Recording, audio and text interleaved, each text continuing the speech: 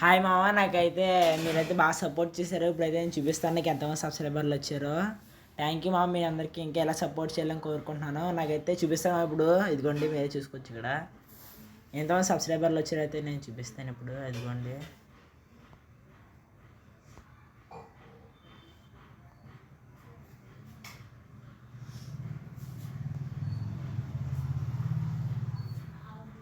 మీరు మా మీరైతే నాకైతే బాగా సపోర్ట్ చేశారనమాట.